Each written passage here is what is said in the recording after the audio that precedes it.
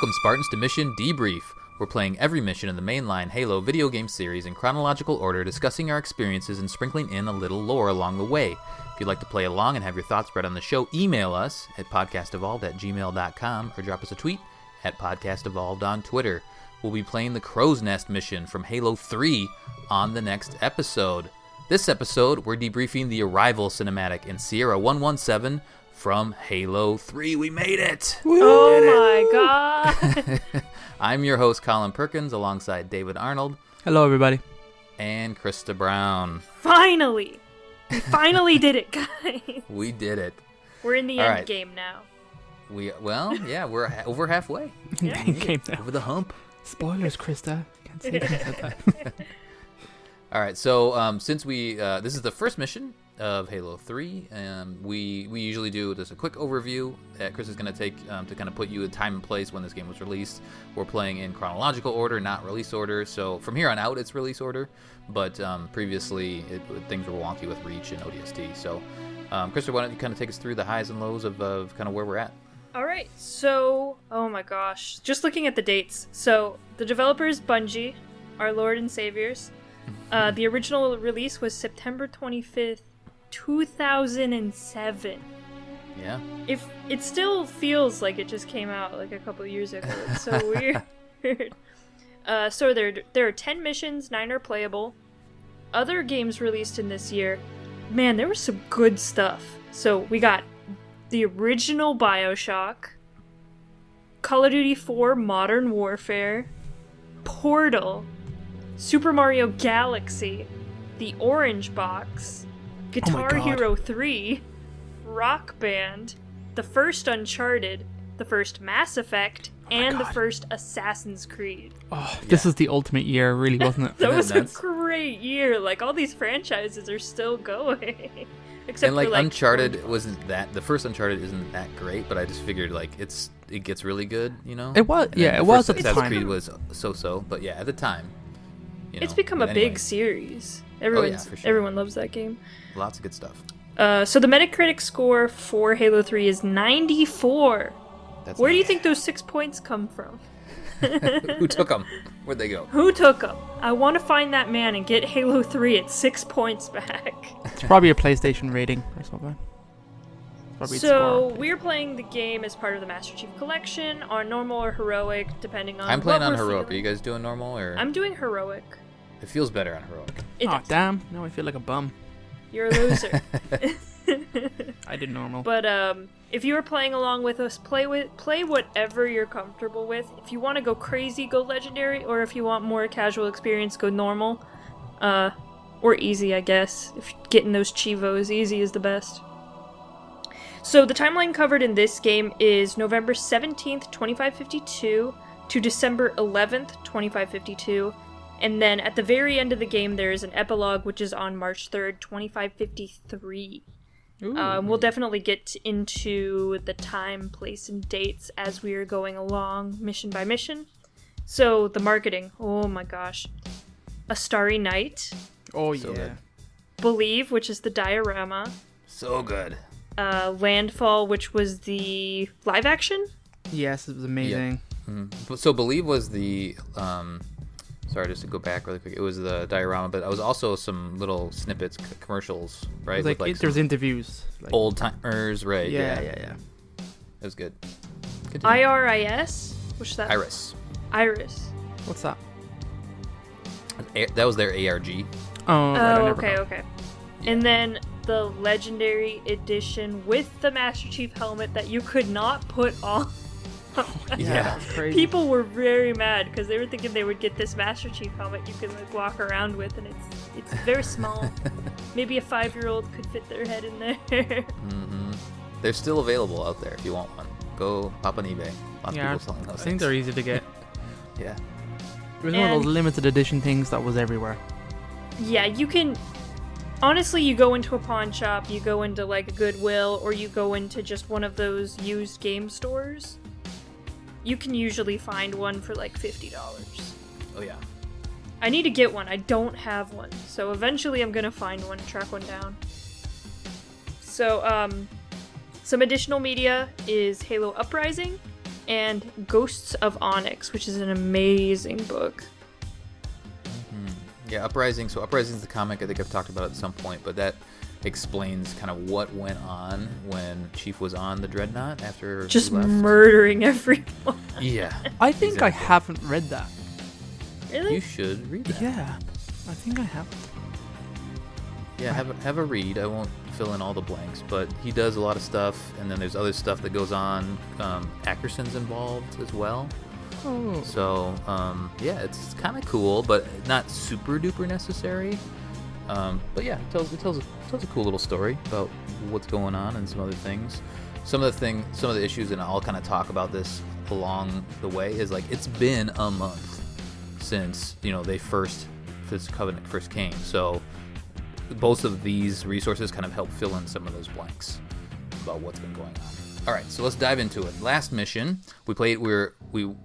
If you've been listening in order, we just played ODST. So we just came out of the Rookie's helmet and Alpha 9. But I'm gonna go back because our last mission chronologically, as we're following Chief, was from Halo 2, and that was actually High Charity, the second to last mission in Halo 2, and then the Great Journey was the final mission. The last time we saw Chief was on High Charity. So Master Chief hopped a ride on Truth's Forerunner Dreadnought, but left Cortana behind so she could contain the Flood and have a chat with the Gravemind. Meanwhile, the Arbiter tracked down Tartarus, who planned to force Miranda Keyes to fire the Delta Halo. Thel teamed up with Urtas, a couple hunters, and eventually Sergeant Johnson, who hot-wired a Scarab in order to blast open the door to the control room.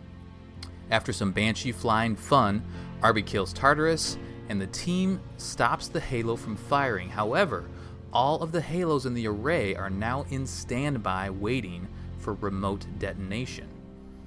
This mission, having finally arrived at Earth, John 117 leaps off the Dreadnought as the ship enters the atmosphere and craters into East African jungle.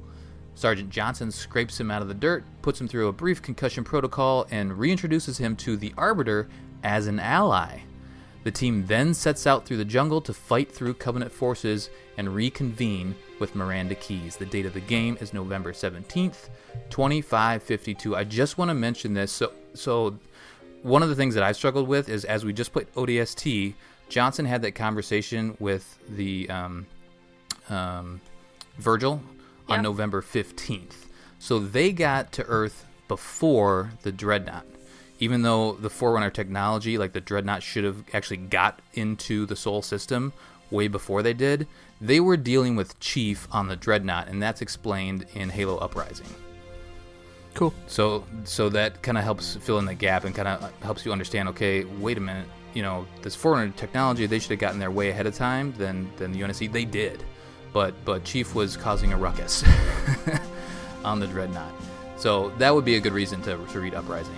And then Ghost of Onyx fills in all the blanks of, like, the Covenant's been on Earth for a month. You would think that they would have just completely wiped out Earth, but there's some missions that happen in that book to help explain what's going on there. Plus, we know, and we'll explain, as a part of this game, is they're digging. They're looking for something. So they're not necessarily coming to Earth to just glass the entire planet. They're looking for something specific. All right, so let's start. What about this intro? Who wants to do this intro? KRYSTA? Sure, the Cortana intro? Yeah. So, this is like an inner monologue that I think just Cortana's having. I don't think Chief can actually hear this, but right. Maybe it was a conversation they had in the past or something. That much is unclear at this point, but it's Cortana talking about why she chose John. She looked at all of the Spartans, she went through all of their records, she watched them grow into, super soldiers. I mean, there were plenty for her to choose from. And she saw John, and she saw something that no one else saw, and she talks about this, someone that no one else could see, and it was luck. Which is interesting. This is the first time this has ever been really talked about in the Halo series. Like, John has an incredible amount of luck if you are going through all of the Halo games. I mean, he just always happens to be in the right place at the right time and be able to... Plus, he hasn't died yet. Yeah, plus he hasn't died. If you're going to do a 0 deaths run through, you probably haven't died yet either. So, it's a very interesting thing, because now they're kind of fleshing out the relationship between John and Cortana in a little more depth here. I mean, as we see later on in this mission, she's still very much at the forefront of his mind, and him leaving her and stuff like that. So it's very I love these first cutscenes. They're very, very cool. They get you right into the mood. I watch these cutscenes and I'm instantly like, all right, Halo 3 time. Yeah, I know. Just like the music at the beginning and just the dark night, and then you see kind of this comet coming through the sky, and then you see Chief break out. It's so good. They did such a great job with this intro. Yeah, I watched Halo Landfall before playing this because I love Landfall so much, and it was the Neil Blomkamp did all the work on this, and it's amazing, and he should be given a chance to do some more Halo stuff, which was the big rumor coming out of this when he made it. But it came out in parts, and it shows all humanity kind of revving up for war, all the kind of manufacturing, all the automated facilities making weapons and vehicles and stuff, and it's so cool. It shows Marines getting recruited and getting all suited and booted up, and then it cuts to an in-canon sequence, which I was looking up, actually takes place in Pakistan, and apparently that's the account for the time difference between the time of day that they're doing this and when Chief is actually landing in Kilimanjaro in East Africa. So it's some ODSTs running to pretty much, they're getting a box, and it turns out it's a laser designator, and they're kind of fighting brutes, and the brutes are all CG, but they're super well done, and it's super gritty. Yeah. And there's phantoms and banshees flying over, it's a war zone, and then a pelican comes in and drops off a warthog. The two ODSTs jump in the warthog and kind of run off because they're this. The dreadnought is entering Earth's atmosphere, so they're hurry, we have to get it. Chief is landing soon. And then one of them gets shot, and it's a spiker going through his chest, and it's so awesome. It's just so cool. And they have to they meet up with another unit because there's a medic here. So one guy's getting seen to by a medic, and the other guy is trying to fight off these brutes, and it's just so brutal. It's awesome. And there's a great scene of a spike grenade going into a wall, and Marine pulling it off the wall and throwing it up in the air and blowing up a banshee that flies past. It's just it's so full of so cool moments. And there's another ODST goes off there with a sniper rifle and starts killing brutes, and then a chieftain comes in and just splatters them with a hammer, and it's brutal.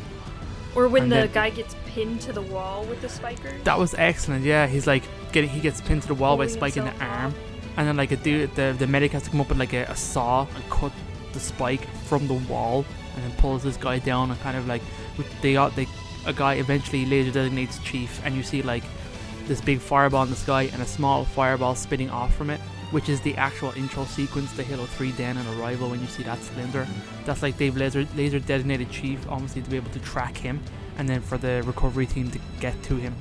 And then there's an awesome sequence of a dude taking out a Spanker rocket launcher and totally splattering that chieftain as he's running into the... amazing. It's amazing, man. It's so good. You see parts of his armor flying off? Yeah. He's just splattered. It's so cool. A Halo thing done like that would just be so awesome. It does a good job of making you, or just helping you understand how big the brutes are in terms of comparison to humans. Oh, yeah. You don't quite feel it as much as Chief, and they didn't quite, I didn't feel like they made him big enough in ODST. It didn't feel like they were as big as when you see them on screen here. You're not aiming up as much as I just feel like they maybe could have done. Okay. But anyway, yeah, totally. That if you haven't seen Landfall, go watch it. It's great. The other thing that I want to mention here is now we're kind of transitioning into the game. Chief, he rode something down off the Forerunner Dreadnought, and that's what you kind of see at the beginning. And KRYSTA, I'll let you kind of keep going on the intro here, but there's this big crater, and then there's a big metal thing, and that's what Chief actually, he must have ripped it off. It doesn't show it in the comic, but he must have ripped it off of the Dreadnought and then rode that down. So he didn't he didn't land directly just in his combat suit. He was on top of something. Well, I will intercede. One of the first pieces of trivia is, contrary to what players might think, Master Chief did not land on Earth using just his Mjolnir armor. And the other end of the crater is a metallic object, suggesting Chief ripped it out of the Forerunner Dreadnought and rolled it down to Earth. A page in the Art of Halo 3 supports this theory. Also, the metallic object appears to be a Forerunner door of some sort due to the support bracing on one side, as many Forerunner doors not seen in Halo 2. And the Halo Encyclopedia, it shows Master Chief using a piece of metal for protection as he enters the atmosphere. I never knew any of this until you mentioned it, Colin, so I was like, ooh, that makes total sense. I assumed it was him riding down in his armor and it just locking up. Yeah, when I first played Halo 3, I'm sure everybody is like, what is this giant crater? Is that like a never noticed escape pod? It doesn't look like an escape pod. Yeah, what is that thing? Never know. I looked for it today when I was playing, and I was like, oh yeah, it's clearly there, and I literally never saw it before. Nope, never saw it before. Well, I never noticed it either, so. Really? Yeah, go team. Well, you're kind of so distracted by everything else because you're stepping back into Master Chief's shoes, so you're just like going on that and not looking around. Mm-hmm. All right, so take us through the rest of this kind of little intro here before we start walking. Okay, so Master Chief lands. He's in a weird, like, disco pose. Like he's hugging the air. A Marine goes up and starts diagnosing him, saying that, his armor locked up, the gel layer could have taken most of the impact, but they're unsure whether Master Chief is alive or not at the time. And Johnson just looks so disappointed. He's just so disappointed at this. He's smoking his cigar, just blowing it in Chief's helmet. And then he takes Chief's data chip, which is where he usually stores Cortana, and I'm guessing other information. Maybe it's his heads-up display recording or something. But he takes the chip right out of the back of his helmet, looks at it, and he's like, "Oh man, what a shame. Get an airlift. We're not leaving him here." And then Chief's like, "No, you're not," and grabs his arm, takes the chip. Oh my god, the music swells, and just so Master Chief's voice. It is just such a good moment. And of course, give me Johnson, that chip back. Why do you always jump? But he takes the chip back, and Johnson asks where Cortana is, and Chief just seems very just emotionally shut off right now. Just says she was left behind. Just kind of shirks it off as no big deal. And so they go on talking and getting him up to date and what they're gonna do, and then a spooky figure comes out of the trees, and it's something cloaked, and Master Chief immediately goes into "I'ma kill that thing" mode, and grabs his pistol, and it's the Arbiter. And immediately Johnson's like, "No, don't shoot, he's on our side," and then it goes dung, dung, da-dung. It's cool. The music in this cutscene is just so good. You can... If you ever go back and listen to this particular, I think it's called Luck, but if you listen to this particular cutscene, you can hear all these major beats of this cutscene in the music. It's phenomenal. I love it. And of course, Arbiter's like, "Yo, you can't kill me," and then he says, "Were it so easy," correct? Yep. Yeah. Yeah. Mm-hmm. So this is the first time he says the famous line, "Were it so easy," and then they kind of push each other a little bit, and then immediately he's like, "All right. The brutes are over here, and they'll smell us, so we gotta get going." That's have our about scent. The end of the cutscene. And then Johnson goes, "They must love the smell of green." It's pretty great. Well, there's different dialogue there. Do you have that in your trivia? I do not, but isn't there based on the difficulty? He says something different. Mm-hmm. I thought it was the smell of hero, is what I thought he used to say. The smell of hero is what I saw. And then I don't know what legendary is. I will say the other bit of trivia is actually I never knew. Master Chief appears for the first time in Halo 3 at precisely 1 minute and 17 seconds into the cutscene when the camera descends to reveal the outstretched arm. So ridiculous. Yeah. This is but a reference to his number 17. so extra. They're like, "Oh, man." I thought that was pretty ridiculous. The other thing I didn't confirm here is, how Chief's chest armor is all messed up? Yes. I went back to Halo 2, and his chest armor is not messed up in that cutscene, or the very end of Halo 2, where we last see him. And then it's messed up when he lands. So I'm guessing that came from this crash landing. In some of the Vidocs, they were talking about just Chief's been through all of this war in Halo 2 and, up until Halo 3, so we wanted to show that on his armor. So I think it was just they finally got the technology to do detailed scratches and impacts on his armor, because Halo 2 they didn't really have that. So I think the big thing is he probably had scratches on his armor canonically at the end of Halo 2, but it couldn't be shown in the technology that was available, and then they showed it in Halo 3. Gotcha. Yeah, I think they made a big deal in the lore of like just writing in, like they repair their armor after every mission, or they have like nanotechnology repairs surface damage or some kind of crap. I remember they say it in numerous places just to account for the fact that in the games they couldn't or weren't interested in detailing all of this damage all the time. And they changed it in Halo 3. Yeah. Yeah. Well, yeah, they canonically explain stuff based off the technology that they have, so that makes sense. All right, so let's head out through the jungle now. This is a cool setting for this opening mission. You're in the African jungle, but we still have to do a little tutorial. So if you're on normal, David, you probably did a little tutorial. You looked up, right? Yeah, which is interesting. It's like it's counted as it's the only tutorial that takes place in the game that doesn't take place in like a space station orbiting a planet of some sort. This one actually takes place on Earth, and it's like the only tutorial that does that. It's like one random piece of trivia. It's cool. It's like in the field trying to get him recalibrated. Yeah.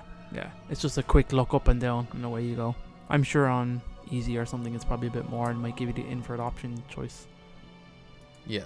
So then you kind of hustle past that big chunk of metal that we talked about, and then you learn how to jump. Ooh. And you jump over some logs and things like that.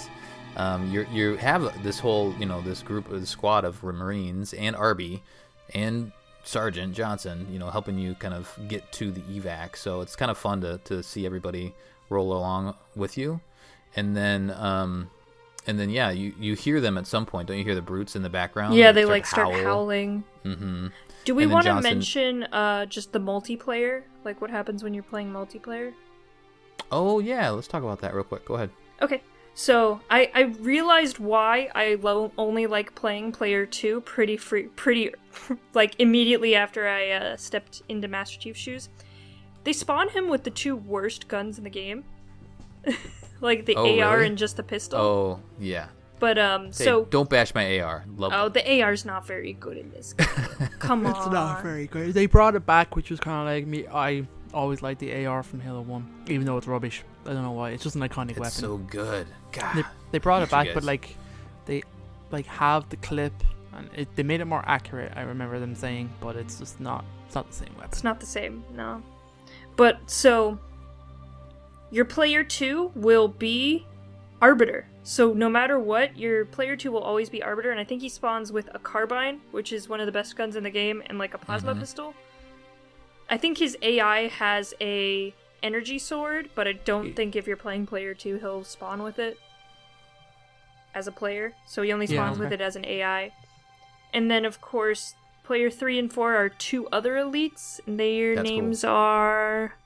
They have canonic names, and they actually have a story behind them, even though when you first play Halo 2 you think you're just random elites. So if you're playing in a squad of 4, you have 2 elites, an Arbiter, and Master Chief. It's pretty cool to play co-op in this game. Yeah. I've never done it before, so I didn't know this for like the longest time. And I was like, oh man, it's pretty cool. They're Nato Saram and Uthes Thaham.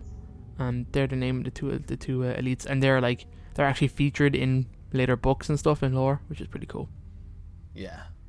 Specifically Hunters in the Dark. I think they're both in that book. Yeah, it was more recent when they gave them names. That's right. All right, so let's head out through the jungle with our squad, or a couple elites if we're playing 4-player, and then we do kind of reach this clearing area eventually, and that's when we finally start fighting. Let's start going. We see a waterfall off in the distance, which was really cool. Kind of, again, just setting the mood and setting the scene for the game here, and then you decide to split up. So Johnson radios to Bravo team, and he says that he wants them to fall back to the extraction point. I don't know why exactly they split up. Probably just so you're not rolling with all the Marines. They're worried about being sighted. Sure. Okay, that makes sense, I guess. So maybe they're less likely to be. Though I mean, I don't think killed. Chief is ever worried about being sighted. Yeah, I know. He's kind of hard to miss. And plus Arby, I mean, I guess it makes sense because just from a gameplay perspective that Arby goes with you, but you would think maybe Arby would go with the other guys because he's badass. But oh well. And he is cloaking too, so I mean. Yeah, exactly. But anyway, so Johnson goes off with an offshoot of his Marines, and then we start taking down some grunts. And there's there's water. There's kind of this river area here where we break off. Oh, actually, you will see the waterfall I mentioned. You'll see the Marines like climb up the side of the rock there cool. to get. Yeah, so if you kind of wait around long enough, this game, we'll mention it during probably each episode, but this game does a great job of having like little mini stories that are going on that you just kind of stumble across. And though there's one coming up here in a little bit, so we'll talk about that a little bit more. But the world is happening, and then you're also a part of it versus like everything's happening to you, which they do a really good job of. All right, so this is the first time that you're probably going to see a bubble shield. Yeah, they use those things right away. Mm-hmm. Yeah, they pop it right away. The brute pops it right away. I think he might have a brute shot or something like that, but he pops that bubble shield right away, and you're like, what is going on here? Do we want to talk about that at all? David, do you want to kind of give a quick overview? Yeah, I was super pumped for the bubble shield because we get that amazing trailer called Starry Night, which is really short, which is Chief as a kid talking to his friend who is a in-canon character and actually comes back in the Halo 5 marketing campaign, which is so random. But he was with his best friend, this girl, on his home planet, Iridanis, and they're just talking about meeting aliens for the first time. Would you like to see them? Like, oh yeah, definitely. And then it cuts to Chief's helmet's on the ground, and Chief is obviously just being in an explosion, and he kind of gets up, put his helmet on, you hear the radio chatter, and you hear like, oh, we lost Chief's down, and you just hear Chief goes, not yet. And then he like activates this thing that you think is a grenade, and he throws it on the ground in front of him, and a big bubble opens up around him. He kind of crouches down in a real awesome pose. A big like a rate shot kind of hits him, explodes up where he is, and he's perfectly fine. And he runs out of the shield and then jumps off this ledge into like a massive group of elites, all with rates all around them, and it's just so amazing. And seeing that, I was like, oh my god, what is this thing? It's so exciting. And then you see it straight away. It's like this awesome bubble shield, is what it's called. Yeah. And it makes you invincible once you're inside it. It lasts for a short period of time. And you can't shoot out of it though. You can't shoot out of it or into it. But you can stick your gun outside of it, right? Like you can, yeah. And like enemies can kind of half come in, half come out, and stuff like that. And this game has what's called equipment now, so you can pick up various pieces of equipment. We'll talk about them as you go through. You deploy them, and they're like one-off uses. You can only hold one at a time, and you can swap them out for different ones. But the bubble shield. We saw the equipment in ODST because it's the same engine, and the brutes were using the equipment, but we couldn't use that in ODST as ODSTs. But Chief can use all the equipment. Yay! It's super cool. I love the bubble shield. It's one of my favorites. It's great. One of my favorites. So Chief confirmed is a Titan, right? In Destiny? Yes. Yeah, he is. Yeah, definitely. Confirmed Titan. All right, so pick those up. You'll see those randomly. I guess I don't really know what they all look like offhand. I just kind of like every once in a while pick up some stuff. I'll use things as I have them, but I don't necessarily sync out the equipment. KRYSTA, do you seek out the equipment, or do you just kind of roll with what you got? I just accidentally hit the equipment button, and then equipment just pops out of nowhere, and I'm always like, oh, that's interesting. Oops. It will tell you what you picked up, I think, in that kind of. Yeah, when you first. The problem is like most of the time you're not looking. Like it has like a tiny little prompt up in the screen. I forget exactly where on the screen it is, but say like you picked up a bubble shield, but most of the time you're not paying attention to it, and then you just click the equipment button and stuff just happens. So. David, are you equipment person? Yeah, I'm totally equipment person. I'm always aware of my equipment. Dropping them and changing them and picking ones I want up and getting rid of the ones I don't want. I thought you might be. I like it. Makes sense. It's good. It's very good. It changes the gameplay dynamic, especially in multiplayer. Oh yeah, it changes everything in multiplayer. There's so many amazing moments around like the equipment and multiplayer in this game. But you don't necessarily need to rely on it as much until you do that legendary run. When you're doing legendary, then you realize this is pretty powerful. Yeah. Mm-hmm. In heroic, it is useful here and there, but normal you can usually just kind of blast through without using it. You can still use it for fun. So we see some phantoms dropping off, more Covenant in the background there, and it's pretty much just like brutes and grunts, maybe a couple jackals here during this area. Yep. It's a fantastic setting, and there's I think in this first area there's a little building off to the right, and I'll probably miss some of the hidden stuff here and there, so I'm not sure if there's hidden stuff here. There are skulls in this game. Yes. So there is a skull in this area. It's by the pelican. There's like a crashed pelican. A little further up in this area there is? Yeah, I think it's like there's a bunch of cliffs and like you just go all the way to the end of this like little tiny cliff and there's one there.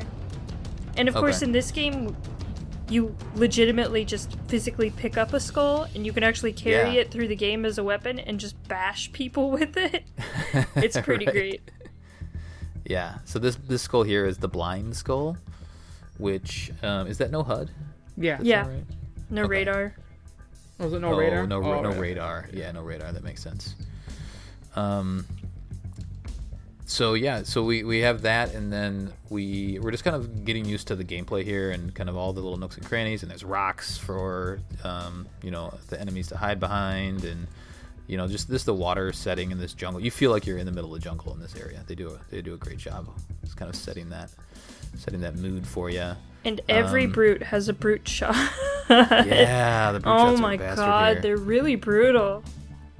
Oh, and you can dual wield. You can still dual wield. Yay! Mm-hmm. But you can't dual wield needlers anymore. No, needlers are gone. Needlers are now one use. So I played a lot of dual wielding in this mission, the first one. I was just having hella fun. The pistol is still lame. It's but the pistol's slow. lame. It fires so slow. You can't zoom in with it. They definitely changed it big up from Halo 2. It's not as good as ODST's one, which is silenced and a little bit better. But this one, you can dual wield the pistol still in this one. It's a lot slower. There's no reason why you would ever use it in the whole game. I used it in the first mission a little bit, just to say I used it. I hated it. I dropped it as soon as I could. Oh, no. I mean, it was just, I remember when this game came out, like, canonically, when I loved the first game, the Halo CE pistol's amazing, obviously. Halo 2 was a disgrace, and then when Halo 3 was coming out, I'm like, oh man, they're going to bring the pistol back. They have to know how terrible Halo 2's pistol is, and it just isn't. Yeah, I mean, it's still, you can still headshot with it, but it just fires so slow. And it is a different model, I think. All three of the pistols are different models, technically, like in canon. Yeah, in canon, yeah. There's no scope on this one. Right, yeah. So, I mean, if you're in this area, you're probably just kind of playing around with the different weapons, reminding yourself what Covenant weapons you like. You got the Spiker was the Spiker? Spiker was in 3 or in 2? Or is it just an ODST? I'm trying to remember. It's been so long since we played these games. Spiker is in 2. Yeah. Is it, or is it just... Yeah. It is, okay. Yeah. So, yeah, I have fun with Spiker every once in a while. We were playing with it, or at least I played with it in ODST quite a bit. But it's fun to dual wield. Yeah, for sure. All right, so we kind of clear out this area here, deal with those brutes and their brute shots, and then we just kind of cruise through the jungle a little bit more. At one point, RB says, kind of during a downtime, says, "All who follow the prophets will be punished," which is a good line. Yeah. Mm-hmm. I mean, he's shouting at the Covenant. It's cool. He does it throughout the game, where he's like shouting at them and repent, brothers, and all this kind of stuff. Do not believe the lies of the prophets. And it's cool. It gets really funny because it's like he'll just stand around and just talk to people, be like, "You should stop doing what you're doing. Stop killing me." Yeah, that's gonna work. But I mean, he was just recently, I guess, converted or whatever you want to say. He was recently kind of swapped sides. So yeah, he's trying to get anybody that will listen to him. Obviously, the brutes aren't going to listen to him, but there are the elites now that are on your side. So this next area you reach here is lots of jackal snipers. You kind of wind through this cave here, and then there's a bunch of trees off in the distance, and then like this mission and throughout the game, off and on, those be jackal snipers all over and just kind of hidden. And just there to headshot you when you at least want it. When you least when you're having a good time, and then they just come out of nowhere and they're like, you know what? Kill this guy, and then you're dead. Yeah, it's really sad. Yep. So they're all over, but then this also has the this hill area, which I really like. This whole kind of the Covenant is dug into this hill. There's the jackal snipers around, then there's grunts down below, there's brutes up above. You can approach this area. It's a big, wide open area. You can approach it so many different ways because there's cover all over the place. There's a little river in the middle, trees all over the place. This is a great area. What do you guys typically do in this spot? KRYSTA, what do you do? Are you just laying back and sniping? Or I guess you're playing a heroic, so maybe you're kind of playing a little more safe? Yeah, I am. I think at this point I had found a battle rifle, but if not, I had a carbine with me.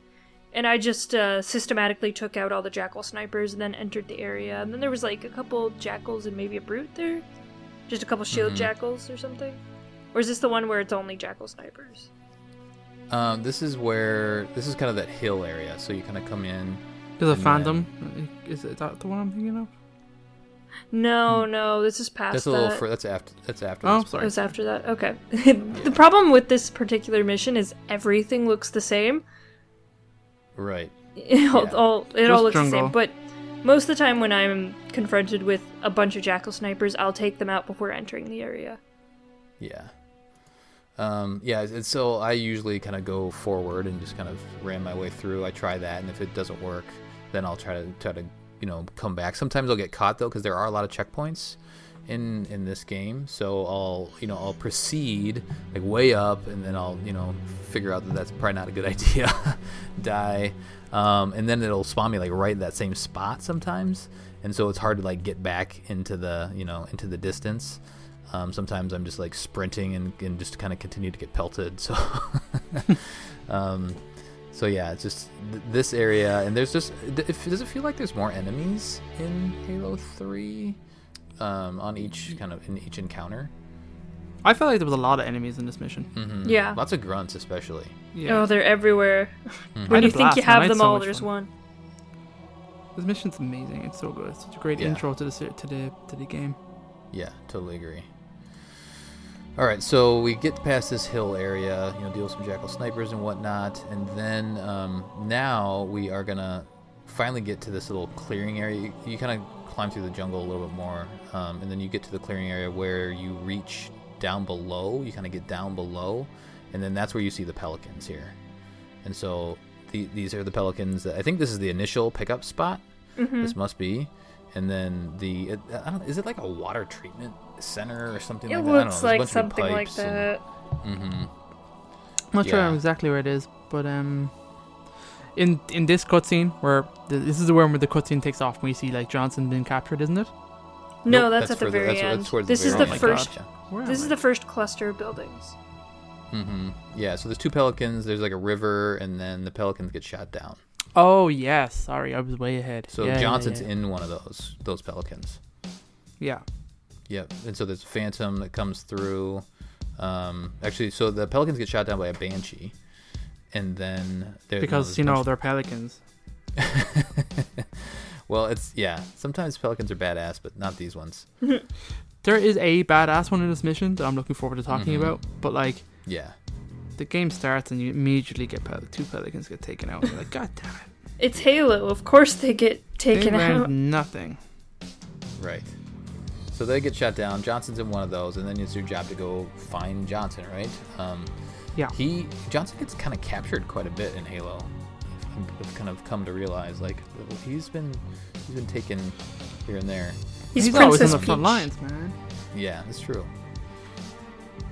So now we're gonna. It looks like, I think it is like a treatment center or something like that. So anyway, we kind of climb up there, and there's lots of brutes up there. They all have brute shots. It's Exactly. like, oh my god. Oh, it's a dam. That's what it is. Oh, okay, gotcha. Yeah, it's similar, right? Yeah. So the dam area here. You get to climb up actually onto the structure at the top there. It's kind of flat, and there's a bunch of boxes. You realize this is the point where I realized that I could smash boxes, which is kind of fun. Yeah. I don't know if there's anything in them. I don't remember there being ammo or guns, but no. You can just knock them over, which is good. So we clear this area finally up top, and then you kind of go down and around, and then there's more jackal snipers down in the next area. That's where they're kind of hidden off in the distance, and these ones will pelt you and just kind of piss you off. So at this point, I'm really they're not there in normal. They're only there in the harder difficulties. Oh, is that right? Yeah, because I was looking for them and they weren't there. And I was like, really? Yes. So if you're playing on the harder difficulties, then you got to deal with those guys. They're all over the jungle too. Like there's probably, I don't know, there's not 10 of them, but there's more than 5. So there's quite a few, and they're at different angles. So as you kind of stick your head out to one spot, maybe you're trying to snipe one, another one will snipe you in the side of the head. Yeah, they're really annoying. Mm-hmm. Check out snipers. We've been giving out about them the whole series of Mission Debrief. They suck. Yeah. I mean, it's good to have them as a part of Halo because they're challenging, but sometimes they're just hard to see and hard to find out. Like, where am I getting shot from? So they can be frustrating. Their level of accuracy is insane. Yeah. Yep, absolutely. So hopefully you've killed 1 or 2 at this point and grabbed one of their carbines, because that weapon comes in very handy for this mission. So then we kind of go down below, and then you see this phantom off in the distance here, off to the side. You kind of see you can there's like a clearing, and there's a chieftain brute hanging off the side. Did you guys notice that? There's like there's a grunt that's got a turret and he's firing at you, and then there's chieftain brute.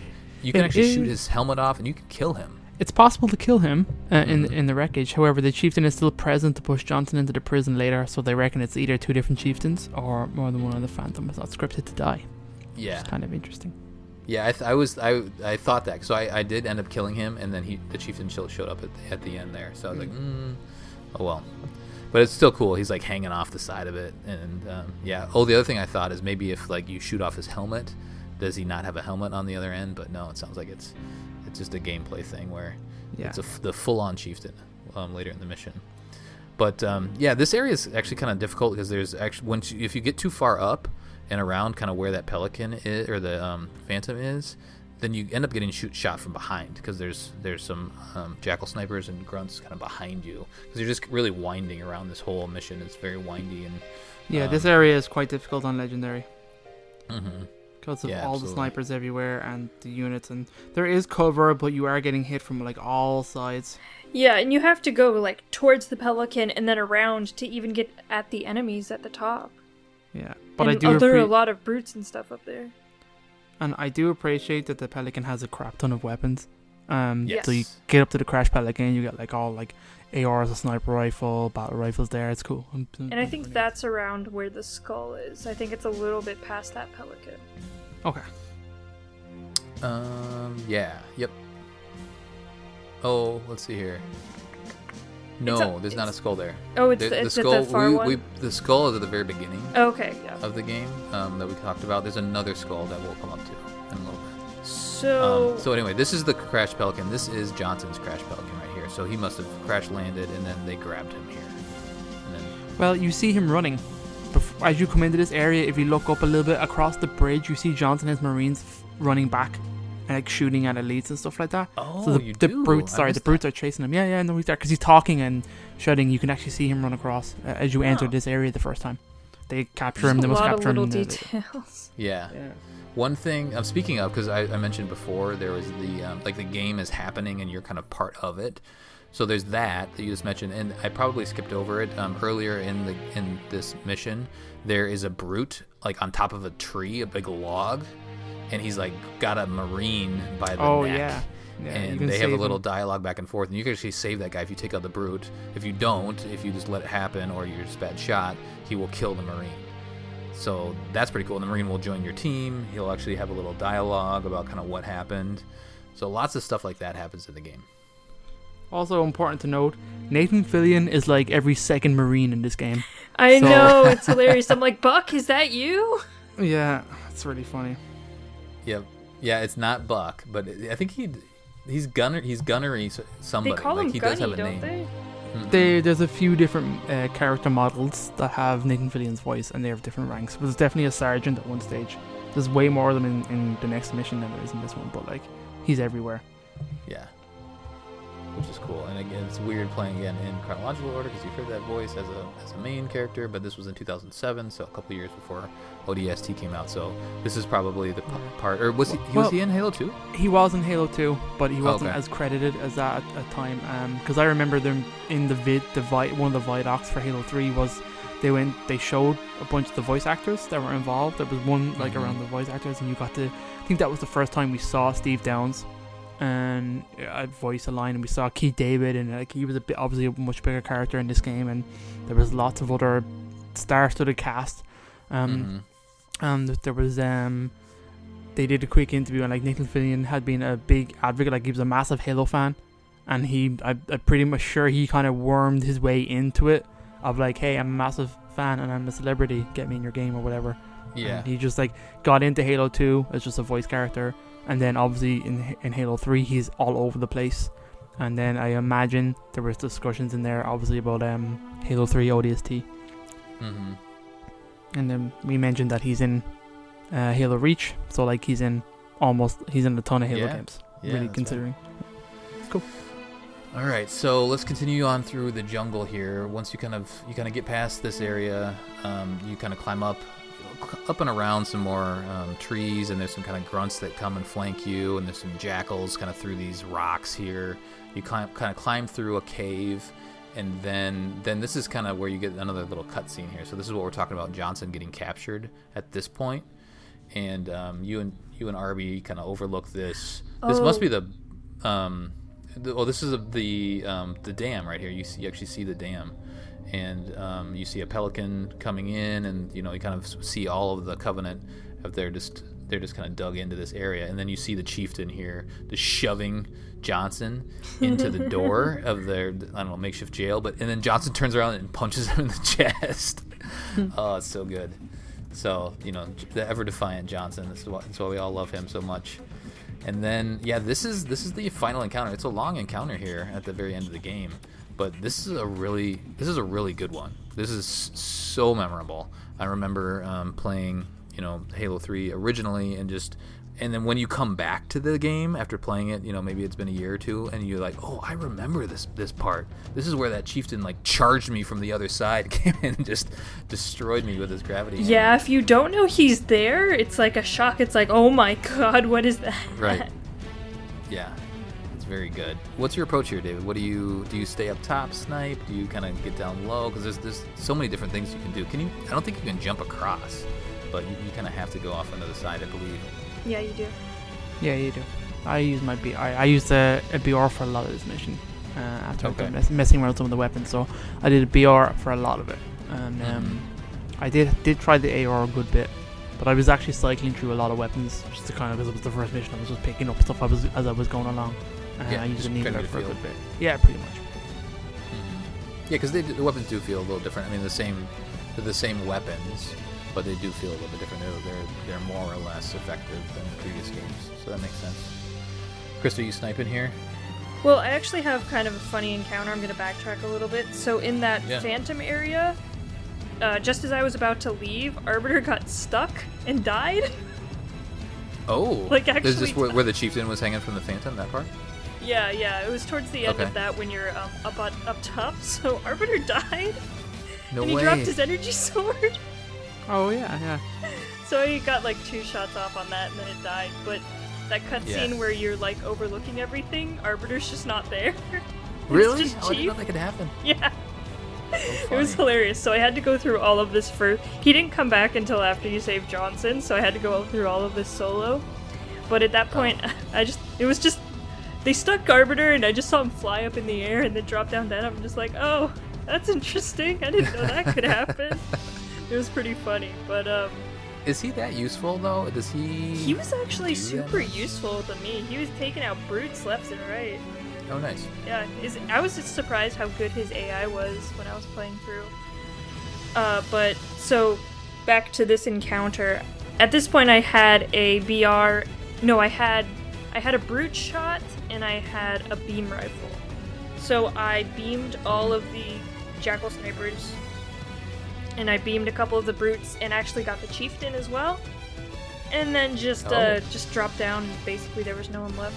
So just took out a couple of the blue armored brutes. There was like 2 of those and maybe 1 gold armored one. And I just took them out and just went and saved Johnson like a pro. It was great. Nice. I didn't. I should have looked up before this episode, but those are different ranks, I believe. The different color armor. So blue is the lower rank. Yeah, Gold is captain, I think. Captain Chieftain? Major. Yeah, no, chieftain. Chieftain's the black. And then there's the brown sure chieftain. That brown chieftain that's not quite a chieftain. He's like a major, captain major or something. Mm-hmm. So Yeah, there are couple 4 different- ranks of there's 4 ranks. So blue ones, yellow ones, brown ones, and then the black and red ones. Why don't you look that up really quick, and I'll Sure. kind of take you through my version of the encounter here. So I usually I'll snipe a couple people, and then I will, because there's the snipers on the top there. So usually I have a carbine at this point, and so I'm using that for a little bit. And I like to kind of jump down and get my hands dirty. And there's like that little building right to the left when you jump down. I'll go in there because there's grunts in there, and I'll kind of clear that area out. And then there's also like some rocks behind you, like kind of like a little, I don't know, you can kind of wind around. So I'll kind of clear out that area, and then usually, actually this time on heroic, some of those jackal snipers from the way far away were giving me issues. Yeah, so I did have to for me. snipe those. Oh, Yeah. they weren't? Okay. No, I had to normal snipe makes it those. much They're easier. like in the building, off in the distance. So that was a pain. But I ended up kind of jumping down and then kind of making a stand. And if I don't take out the chieftain, or not, if I'm not able to, then he usually comes and charges me. Yeah. From the whole way across. And so we killed him. Me and Arby killed him. Arbiter picked up the hammer. It was awesome. Oh, really? Yeah. I've never seen that happen. What? Yeah. Arby can wield a hammer? He wielded the hammer for me Oh in my this god. mission. So I think it might have been because he actually died. So he died, but then he respawned. He hopped back up, and then I was like, okay, I gotta get that hammer. He picked it up first. I've never seen him do that. That's cool. Yeah, super cool. But you can kind of go across the bridge up top, or you can go down below and go all the way across. So if you kind of want to do a little stealth and then kind of pop up behind the Covenant there. Yeah, I'm usually kind of an in-your-face guy. If you've been listening to this, you kind of know. So I like to go up and do some up close fighting. Yeah, I tried to snipe here. I always try and snipe as much as I can and try and get the chieftain before he kind of goes berserk. Yeah. There's a lot of enemies in this area, so hopefully you have a lot of you're a good shot, or you got a lot of ammo if you're gonna be sniping. Yeah, so then we kind of make it all the way around, and then KRYSTA, do you have that? Before I keep going, do you have the brute stuff up? Yes, I do. So Okay. there's actually more than I thought. So they're split into 3 ranks on this thread I found. So it's infantry, which is the brute minor, the brute major, and the brute ultra, and it's light teal armor, light blue armor, and light purple armor. I don't think we're actually looking at exactly what shade of blue each armor is, but then you have the leaders, which is the brute captain, which is heavy blue and red armor, the brute major, which is the heavy gold armor, and then the brute captain ultra, which is the heavy blue armor, which is I'm guessing is the more ornate helmet that they have with like spikes and stuff. Mm-hmm.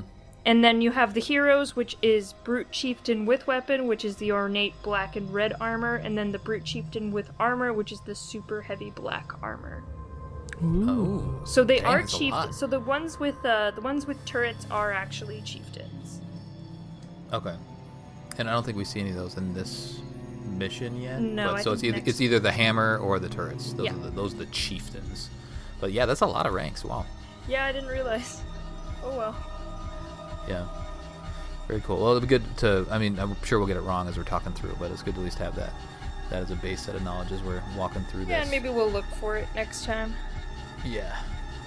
All right, so we've made it to the other side, and we've cleared out the area, and we've made it to Johnson's little jail cell. It's Johnson, and I think there's a couple Marines in there too. You kind of go up and you hit the button like you always do in Halo. You kind of hold X and then clear him out.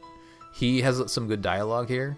He says something to the effect of like, you saved me for, I owe you one for, what does he say? God, I didn't write it down. We're even as long as we're only counting today. Yeah, that's it. He's so good.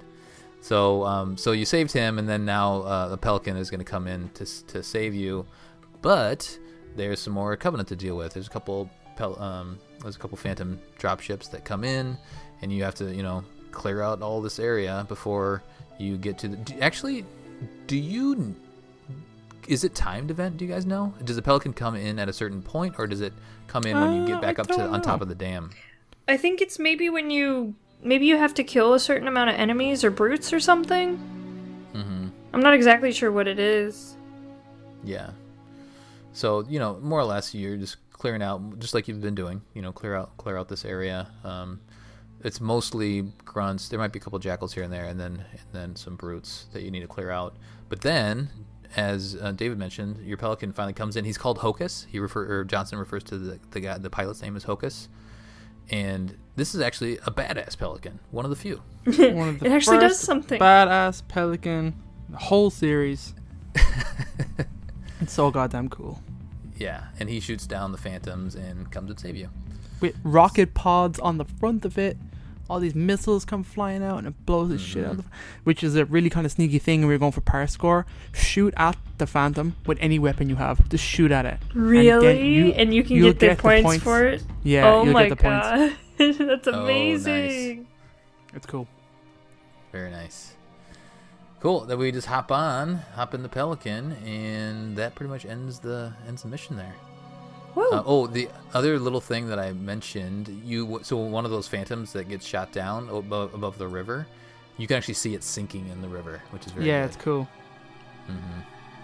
Yeah, so the end cutscene is pretty much just Johnson putting his hand on your shoulder, and you fly off. Very good. Very good first mission. Good memories. Good. Fun to play again. Awesome. Yep. 2 interesting pieces of lore at the end. This is the only Halo 3 mission where the Arbiter will accompany the player through the whole level.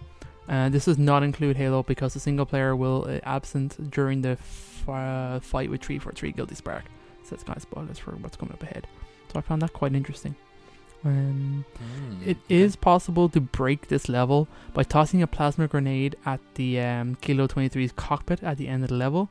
The grenade will pass through the door to the cockpit and kill Hocus, causing the Pelican to fall to the level's geometry and disappear. The actual thing is quite large, so if it falls on you, you get splattered. So I thought that was cool. Oh, funny. Nice. Cool. Anything else you guys want to cover up before we do have a little community questions, Discord and Facebook. I feel like there's some answers in there. You guys might have to weed through that a little bit, but there's some responses to give. But anything else? There's a lot. We covered a lot on this mission. These missions are a lot longer. Oh, the one thing I didn't really mention during the walkthrough is like Cortana's always talking to you at some point. Like your screen goes a little blurry, and then she has a line about let's talk about this now. So she's giving lines. What's she talking about, KRYSTA? So give me just 1 second. I have it up. Okay. So in this Cortana moment, as they're called, it's when Cortana's having a bit of a moment. Could you sacrifice me to complete your mission? Would you watch me die? And then that's the end. So that's the first one, right? Yeah, that's the first one. Is there a second one in this mission? I think it's just that one. There's loads of them. No, there's a couple. Yeah, yeah. The whole I am your shield, I am your sword. Yeah. They're all direct quotes from Fall of Reach. Yeah, which is really interesting. So Fall of Reach, the novel, is of course the story of, how John became a Spartan and heavily relies on Cortana and Halsey to help tell that story. So these are direct quotes from Halsey or Halsey talking to Cortana. So that first one, like, would you watch me die? At some point in Fall of Reach, Halsey asks Cortana about the Master Chief, saying, could you sacrifice him if you had to? Could you watch him die? So she's kind of presenting this information to him, and these are like Cortana legitimately lived inside of Chief's brain. When an AI and a human love each other very much. Yeah, no. when they interface, the AI actually enters the person's mind. In the books, it just kind of, Chiefs describes it as feeling like something cold in his mind. Like a coldness comes into his mind.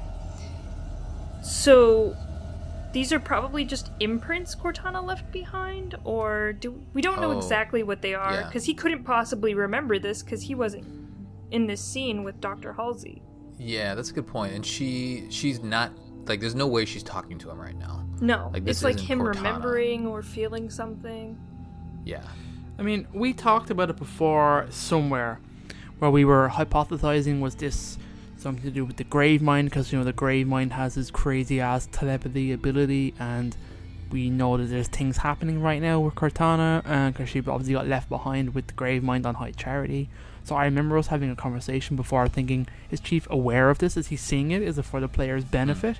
Or is it something Master Chief is actually experiencing in the game?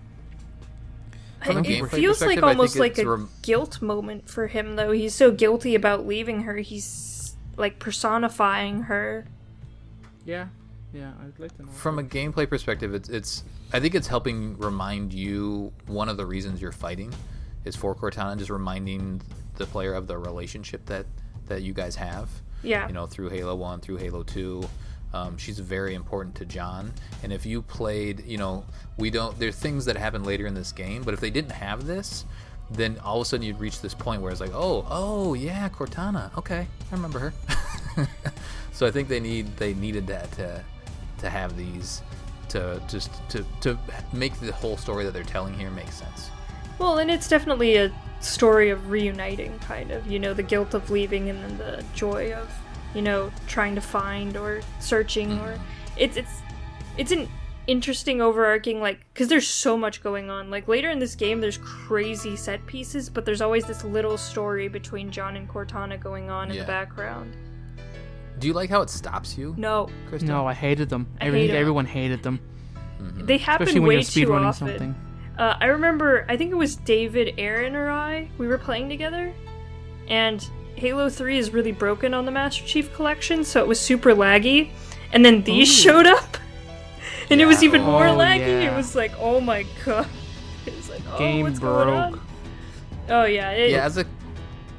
When you're playing co-op, it's not great, because you're just like, I want to just go shoot people. Stop. Okay, guys, here is some details about this on Halo Wikipedia. The Halo evolution story Human Weakness provides an explanation for the Cortana interludes. It is revealed that the Gravemind has successfully hijacked Cortana's system, allowing him to speak with her voice. This was part of his plan to persuade Cortana and John 117 that Cortana is descending into rappancy. It is, however, not explained how the Gravemind was able to connect to John 117 all the way from High Charity. There you go. So it is the Gravemind. Wow, yeah. So it's like the Gravemind almost calling out for you, kind of baiting you. It's like bait. Yeah. So this is actually something John's seeing. Interesting. That's kind of crazy. Thanks for finding that. That changes a lot. Yeah, Cortana battled the Gravemind trying to hold on to the data about the portal and the Ark. She ends up creating multiple copies of herself to distract the Gravemind, and twice they apparently chime in during her conversations with the Gravemind. One adds, okay, that's human weakness stuff. So there you go. There's some crazy stuff, guys. Oof. Okay. All right. Well, so that is happening. That is crazy. Okay. All right. So I think we need to get out of here. This is a long episode. Let's cover off on this community thoughts, and we will go. KRYSTA, do you want to do Discord first? Yeah. Might be some good stuff in there. If you don't have it open, then maybe David has Facebook. I just had it open and then it refreshed. That's okay. I have Facebook here. Okay. So, Colin Perkins. You may know him, posted in Facebook. What was going through Chief's mind that he was plummeting towards the Earth at the start of Halo 3? There's a random image from Cody. Good job, Cody. Oh. Timothy. Yeah, that's Timothy a very Wells? strange. Yeah, I don't remember Don't the comic. look at Was he backed into the corner when he decided to jump? Then the conversation with Colin and Brad. You would think with all the bells and whistles and then his armor, they would have installed the parachutes by now. That's pretty funny. Jesse White says, yippee-ki-yay, motherfuckers. Yeah. That's good. Matthew has a guy surfing. Okay, that's a good job. Dave McLaughlin, one of our newest members, also Irish. Hey, Dave. Says, oh, bollocks, I think I left the immersion on. It's pretty funny. It's an Irish joke. I don't get it. That's very random. The immersion is the hot water system in your house that you have to flick on when you want hot water for like a shower or something. So you have to put the immersion on to heat up the water in your house. Gotcha. Like still to this day, that's a technology? Yep, 100%. That's a thing. Cool. Immersions. If you have electric showers, you don't have this problem. But many Irish homes would not. Got it. Putting electricity by water doesn't sound like a good idea. Yeah, No big deal. All right, is that it for Facebook? That's it for Facebook. Cool. Discord. Yeah. So same thing for Discord. People got off track really fast, actually. Yeah, I know. There's maybe a couple comments. Brotherly Duck 17 says s'mores, which is good. Yeah. I think about s'mores a lot, actually. Pretty good. Pop-Tart flavor's really nice. Min says for a brick, ... Okay. Brotherly Duck again says, this is about as much fun as the time with the bomb, ... I miss Cortana. Yeah. Both of those were Halo 2 references, right? Nice. Yeah. And then Min again said, this view would be great. I wish I had someone in my helmet to share it with. So, Aww. And then they started talking about if he was conscious during the fall and then the damage to his armor. So it gets off topic pretty quickly afterwards. Yeah. All right. Well, apologize if there's another comment in there that didn't get read, but yeah. Our Discord is a little funky sometimes, a little crazy. Lots of stuff happens there. It's pretty fun.